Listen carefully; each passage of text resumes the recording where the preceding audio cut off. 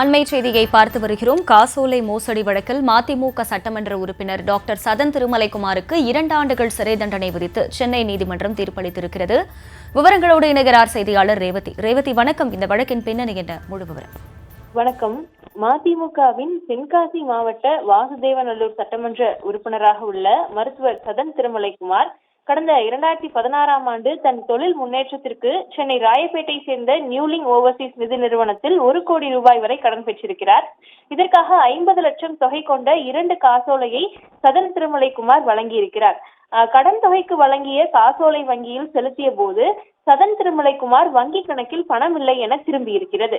இதனையடுத்து 2019ஆம் ஆண்டு சதன் திருமலைக்குமாருக்கு எதிராக காசோலை மோசடி வழக்கை சென்னை எழும்பூர் நீதிமன்றத்தில் நியூலிங் ஓவர்சீஸ் நிதி நிறுவனத்தின் இயக்குநர் தாக்கல் செய்திருந்தார்.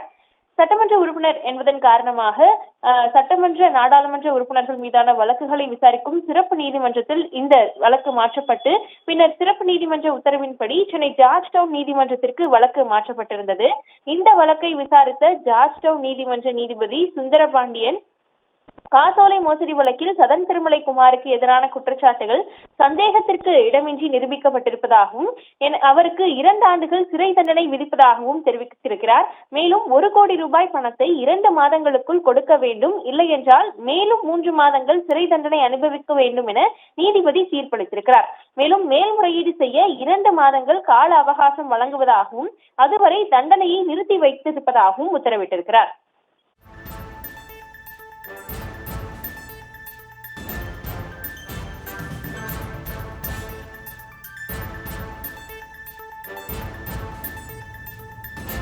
விவரங்களுக்கு நன்றி ரேவதி.